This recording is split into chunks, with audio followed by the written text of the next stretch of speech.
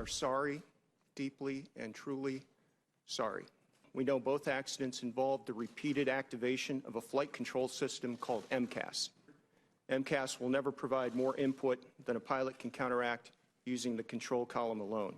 No number other than 0 accidents is ever acceptable. We can and must do better.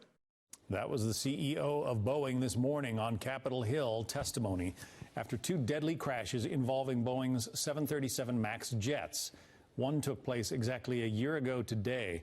Joining us now, Nomaan Husain, lead attorney representing 12 families who are suing Boeing. You have been in those hearings. What struck you as most important?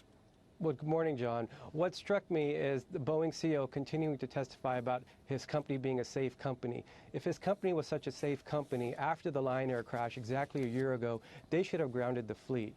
It's shocking to me that he is sitting before Congress saying that they knew about the emails and text messages from Boeing's chief test pilot, Mark Faulkner, in which he admits that the MCAS was improperly engaging, but yet they did nothing about it. They continued to sell, market, and deliver an unsafe plane to the airlines around the world so that they could continue to put money in their pocket. And it's clear from his testimony that Boeing prioritized profit over safety. But Boeing put out a, $100 million fund to compensate victims. Is it your contention that that is not enough?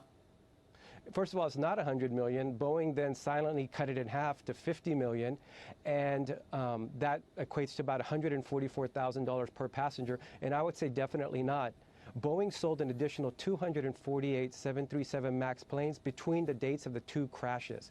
Boeing was profiting from this plane tremendously, and that's why they tossed safety aside. I haven't been in a hearing in a long time in the Senate where there's bipartisan anger. And in this room tonight or today, the anger from Republicans and Democrats is bipartisan because we all fly, our families fly, our friends fly, and we all understand what Boeing did, which was kick safety to the side and prioritize profits. But why is it then? I mean, United, Southwest, American, they all flew 737 MAXs in this country and there were no problems. Why is it that 2 crashes took place overseas but none here in the United States? Well, the problem with the planes was that it only had one sensor feeding the MCAS. And on both of these planes, the sensor malfunctioned. It was either damaged or malfunctioned. So it was just a matter of time whether it would be in the United States, Europe, Africa, or the Far East. It was just the fact that these sensors were damaged. Now they're saying that they fixed the MCAS. There's going to be 2 sensors. The MCAS will only engage once. The pilot will be able to take command from MCAS. Well, if these fixes were so easy and obvious, then why didn't they do that after the first crash? Why did they continue to sell, market, and deliver an unsafe plane? In fact, sadly, the Ethiopian plane was delivered to Ethiopian Airlines the month after the Lion Air crash with the same defective sensors and the same defective MCAS. The MCAS that you're talking about, Maneuvering Characteristics Augmentation System, that allows the airplane to adjust if the pilot is trying to take off too steeply, for instance, right?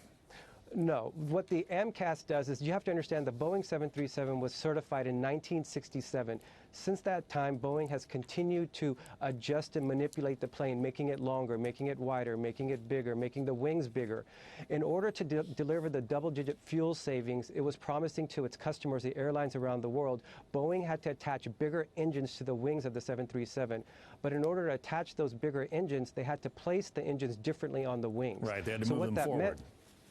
Correct, higher and forward. So what that did is change the flight characteristics of the plane so that when a pilot was taking off, sometimes the angle would be too steep. So the MCAS was supposed to kick on to push the nose down. Well, if the information being fed to the MCAS is incorrect by defective angle of attack sensors, then it pitches the nose down when it's not supposed to. And the pilots are struggling with the plane. And that's what happened in both the Lion Air crash and the Ethiopian crash. Nomaan Husain, the attorney for a dozen families suing Boeing as a result of those crashes. Thanks for coming on today. We appreciate it. Thanks, John.